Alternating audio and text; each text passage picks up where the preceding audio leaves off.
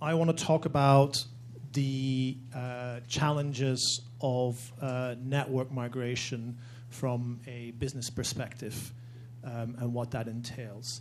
And I want to do that in 4 movements. Very quickly, shamelessly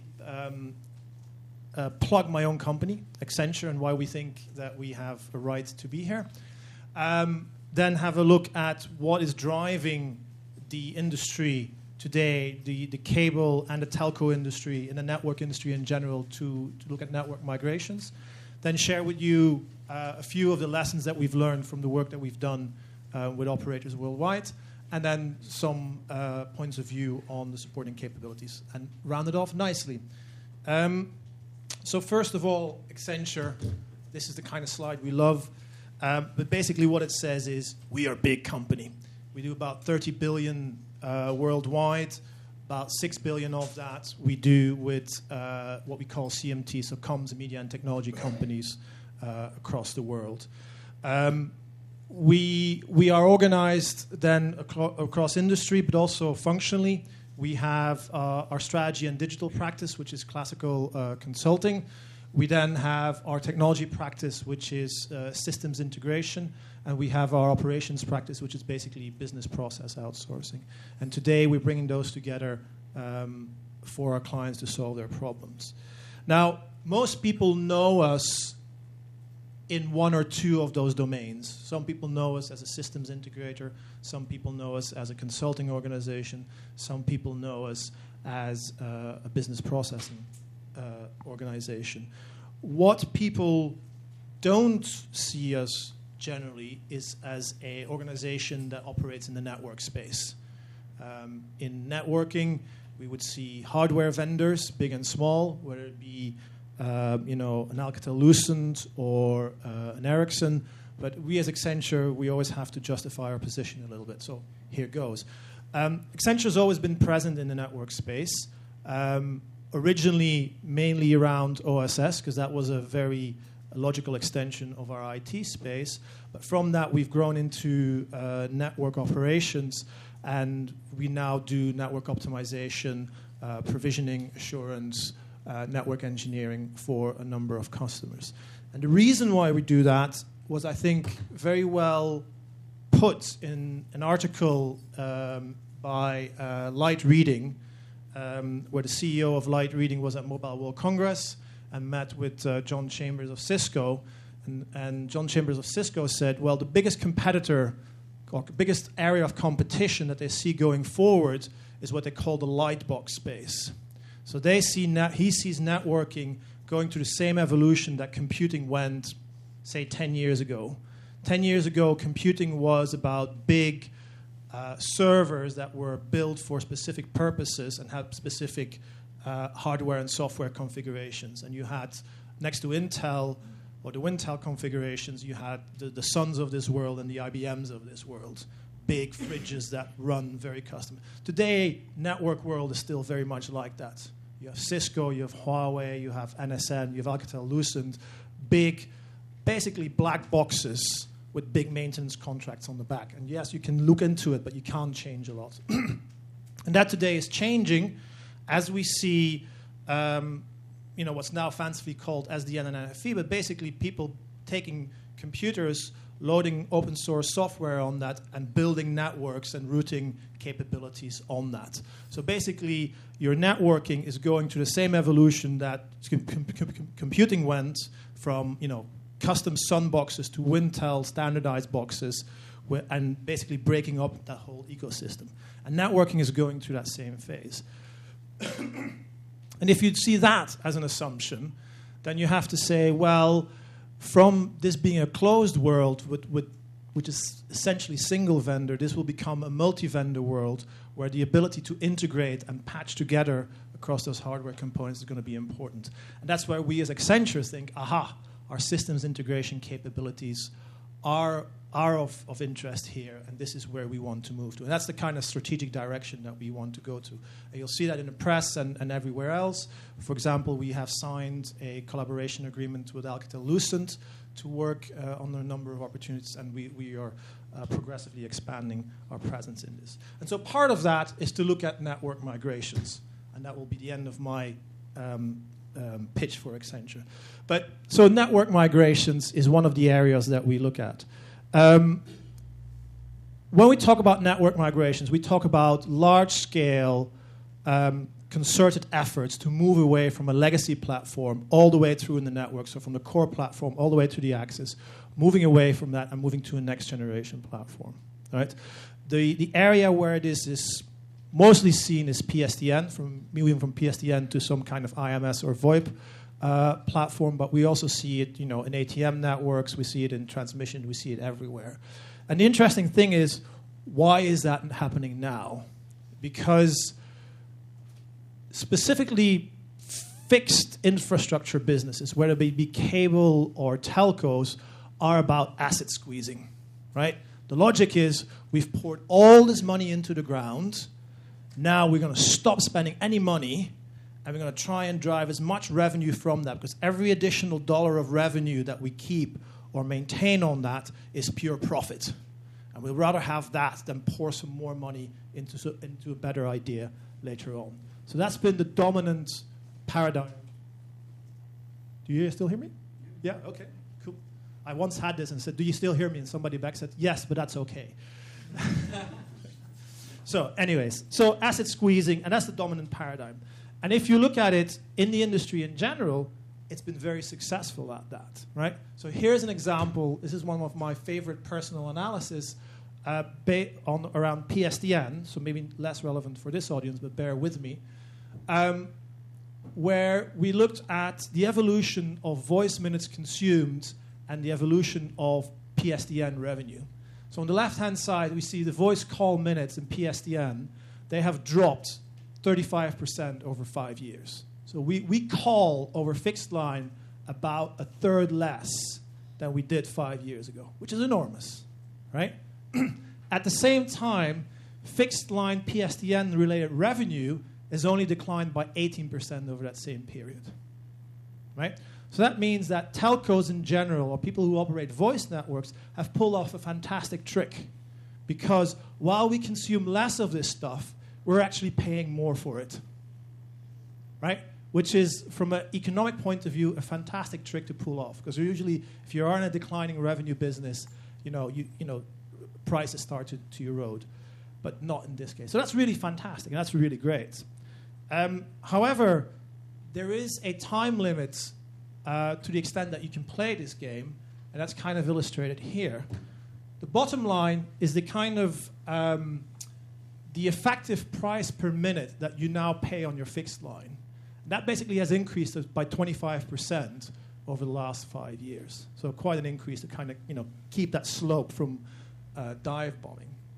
At the same time, if you look at the alternative platforms, I'm not even talking about VoIP, I'm talking here about mobile. Mobile average price per minute has been declining by 7 to 10%. Now, there is a bit of a catch in this situation, in the sense that Ofcom doesn't break out your voice revenue from your data revenue. It essentially just collects ARPU, right? So basically, if you look at that price per voice minute, that's the price per voice minute plus all the free data that you can get. So today, what we're having conversations with executives is to say that the price per minute on fixed probably is already higher than the price per minute on mobile, right? And people are going to get wise to this fairly quickly, right? And so from this kind of gentle declining curve that they've been able to maintain, what people are saying now is that going to become what they call a pharmaceutical cliff? Is anybody familiar with that concept? A pharmaceutical cliff is basically you have a patent that lasts for 10 years, and on the 365th day of the 10th year, your revenues just go woomph, because suddenly all the generics move in and the market gets destroyed, right? So that's the kind of concern that they have, that from this gentle slope is actually driving towards a pharmaceutical cliff, because people will get wise and start replacing stuff, right? There are other considerations, but they're lesser important, which are about the longevity of the equipment that's in there. Because, yes, you can stretch it. Yes, you can gray market it. But that's kind of getting to the end of it as well. And there's also the longevity of the support, right? Today, people that come out of college, nobody wants to specialize into ATM or PSTN. They want to go to IP. So how do you maintain that platform? So that's the one big driver. The other driver, which is closer to the conversation that we have here, is that we see operators, after these many years of drought, coming back to the fat years, the biblical fat years, and pouring lots and lots and lots of money into network and network expansion, right? These are some of the announcements that came out recently. Virgin Media got in the news with their big network expansion program. Deutsche Telekom, Orange, everybody is rushing to get their announcements out to say, after these many years of asset squeezing, we're now going to pour a lot of more money into our networks. And that money goes into two things. It goes into footprint expansion on one side and new platforms on the other side. But then people saying, yes, we're pouring all this money in here. We're kind of going into this new strategic direction. What about this old stuff? What do we do with it? And this pharmaceutical cliff. And that kind of creates the impetus to go and actively move away from old networks and actively retire them rather than just squeezing a bit more life out of them. So those are the kind of macro situations that we see. There we go. So I was just speaking over lunch with somebody, and he says, how do you use Accenture, drum up your business? And do you just go to people and say, this is what you must do? I said, no, it's not. Doesn't quite work that way. Generally speaking, we meet with key decision makers, as we call them, and they say, I'm thinking about this, or we say, you should be thinking about that, and then we talk about the lessons that we learn and how we can help them, right? And so what I want to do today is talk to you a little bit about a few of the lessons that we've learned around network migrations. Lesson number one is network migration is not business as usual. That's the kind of first view if people go and have these conversations, say, yeah, network migration is essentially wholesale seize and reprovide. That's what we as a company do. We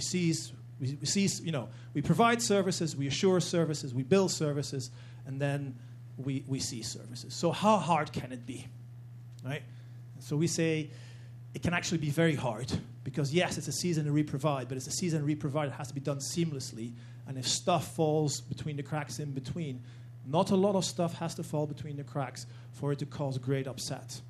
And generally speaking, the functional organization of a telco with big vertical silos is not conducive to kind of intercepting these things. So make sure that you build a process capability, which is a very expensive consultant word, that is specifically about your migrations. And populate that process capability with dedicated people. Don't just run it on a BAU process with BAU people that do this on the side, because it'll go wrong, right?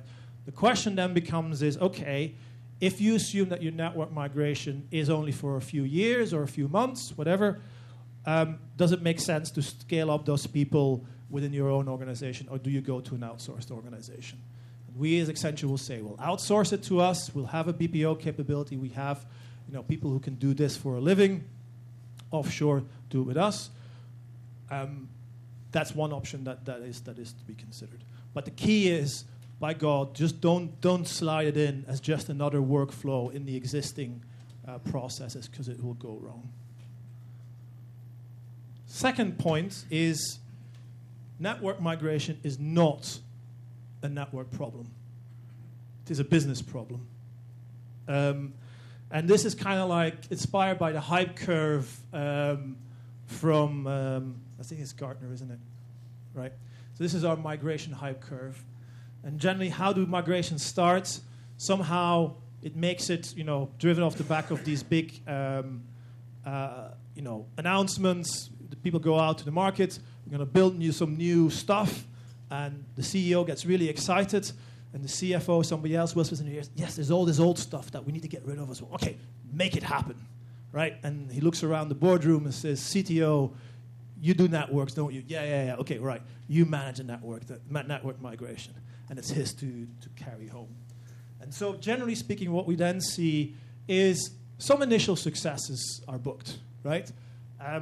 Again, I was talking to somebody and said, big corporations are very different from small businesses. And big corporations, there's a lot of politics going on. And the law of politics kind of dictates that CTO, it is in his interest to show a few victories and quick wins, something that you can wave the flag around. And usually people succeed. Some minor platform gets retired. Some minor local exchange gets retired. And people can say, yay, great, right? Then somehow, 6 months down the line, some customer upset will happen in some shape or form. Some screw up that, some migration was bound to happen. It didn't quite work out. There was no rollback, or the rollback didn't work.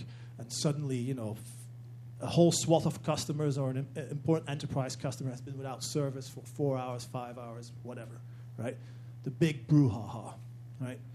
And then generally, product management, sales, these people will come out of the woodwork and say, you're not touching my customer. Not across, not in a million years, because it's too important. Meanwhile, the CEO has been moving on to other stuff.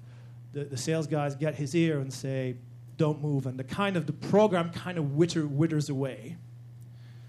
The issue that you then see is that it kind of withers away, but it can't die, because generally people have made these big market announcements and need to move forward. So I'll give you an example. We worked with an American carrier, and they said, we will do 6 local exchanges in a year's time. And the program kind of went through that cycle. And in the end, the CFO desperately said, please do me 1, because I need to announce something to the market, right? And it was very, very hard. So you kind of get into that trough. And the way to get out of that trough is to build a consensus and to bring everybody on board, product as well as the client organization, and do it and have it governed by the CEO and get his attention to focus on that.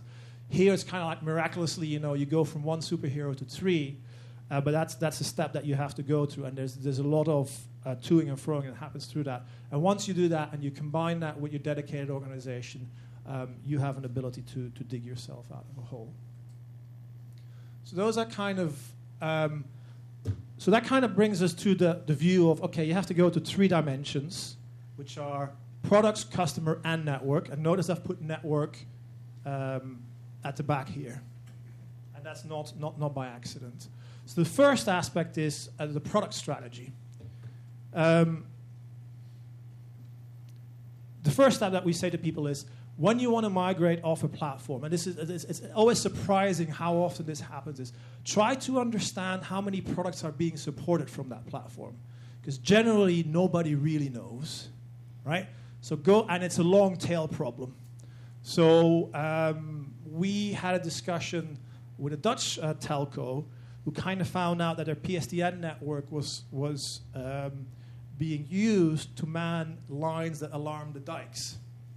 So, monitor the dikes. So there's a product set there that you have to have a good alternative for. So find out what those products are and use it to kind of identify, on a one-to-one basis, what are your catch products that you need to do there. And that has, in terms of feature parity, what other bundles can you do there, pricing, and how can you drive customers to use that. So that kind of product exercise must be the starting point. Again, we have seen other operators where these programs are kind of going forward, and the product guy goes, wait a minute, that means that in 12 months' time, I can't have this product. Yes. Nobody told me. Yes, we did. You got the memo. But those are the kind of conversations that you have to go through and manage. And so kind of defining your catch product strategy is the first step. Second step then is, how do you engage with your clients? How do you inform them or not inform them, as the case might be, right? This is some slide that we did for another client. This was mainly around enterprise migrations. And so what we see in enterprise migrations and enterprise networks, especially at the high end, is, again, that's where the big sensitivity is. Oh my God, big bank so-and-so, our major customer, do not migrate, right? Because actually, we don't know what they have, and we don't want them screaming at us, right? So you have to go through that exercise. And what we found when we helped the telco with doing that is, actually, you had to do a two-level sale. Number one is you had to convince, as a network organization, that you could migrate, that you had solid plans to migrate at a certain stage, that you had rollbacks, that they were viable, that you could make them work. Then you had to go and sell that to the client and convince them. But the interesting thing was where people saw this as a churn threat, actually it became a great opportunity to build confidence with the client, have a reason to come in and have a chat and actually upsell some more to them. The other example is on consumers. How do you market bomb a certain area and convince people to move to a new platform? That probably needs to be thought out. The next point then is on your network and your products. Again, this is an example from the States. When people talk about migrations, people say, there's two ways, right? You go product-wise and you just retire an entire product, and the other one is you go geography-wise and you just start from the north and end up in the south, right? And what we say to people is, well, you need to kind of think about it, because how you sequence that will have very big, important impacts on your business case and how you realize your benefits. So actually, you need to have a smart mix of product and geographical approach, depending on the financials of that. And how you do that, again, is very important. There we go.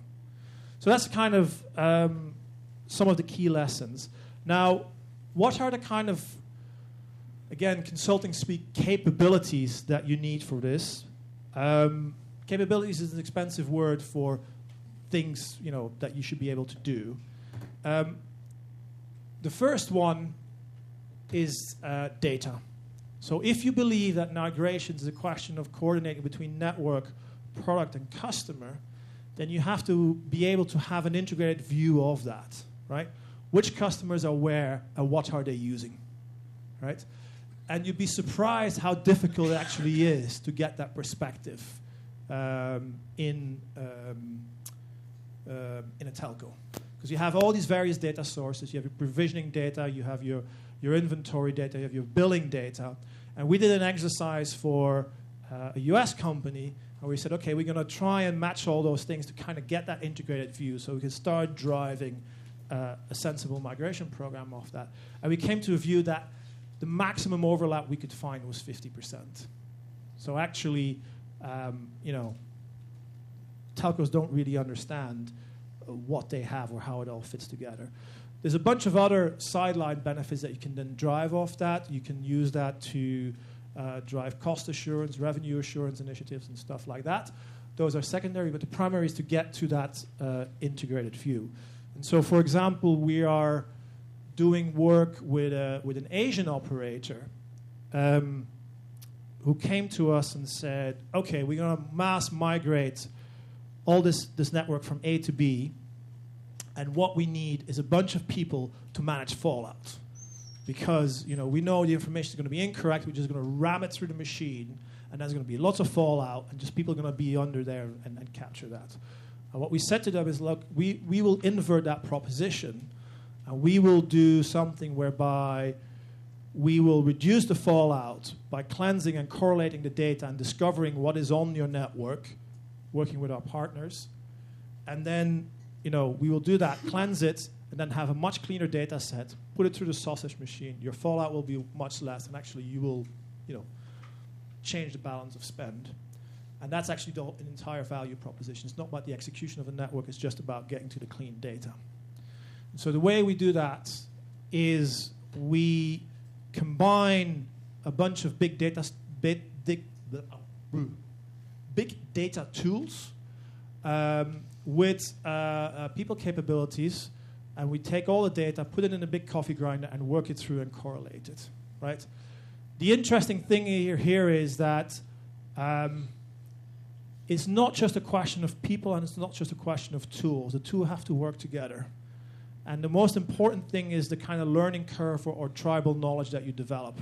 Because as people go through these exercises, what you'll do is you throw everything into the sausage, into the data processing machine. It'll do a first matching, and it'll come out with 3 categories, right? Stuff that matches clearly, stuff that kind of matches but not quite sure, and stuff that doesn't match. And then you make your people go through that, and they develop these really funny rules. So you have all these banks in the UK, Lloyd's and Lloyd's TSB and TSB, how do they relate to each other? Are they the same or are they not the same? Once those kind of things get filtered out and they're reprogrammed into the machine, you can accelerate the machine quite significantly and get some better stuff going. So that's the data cleansing and correlation engine. The second major capability that we advocate using is which ties back to the fact that we said, look, you need to have dedicated processes. As we say, look, you need to have some kind of orchestration engine that helps you manage that entire process. So when we say you have to have a dedicated process, doesn't mean you have to have an entire dedicated process infrastructure. You can use some of the existing elements, but at least have an overlay that manages a transition through that, right? So some kind of workflow tool or orchestration tool is very useful.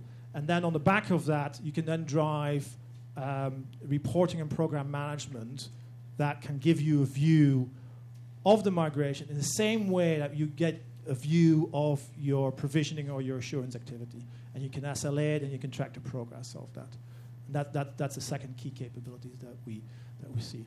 The execution itself is very important. There we tend to work with our partner Alcatel-Lucent, who has very specific skill sets in that. And so that works out pretty well. So, in conclusion, times are changing. So from the era of asset squeezing, we're now going to proactive migration driven by this pharmaceutical cliff and new network investments. When companies want to consider network migration, don't consider it as BAU. Give it the right focus and attention and give it its own means. Number 3, work with the business. It's just not a network problem.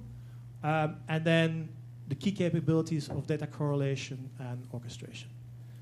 That's the conclusion of my presentation. I'm happy to take any questions. Sure.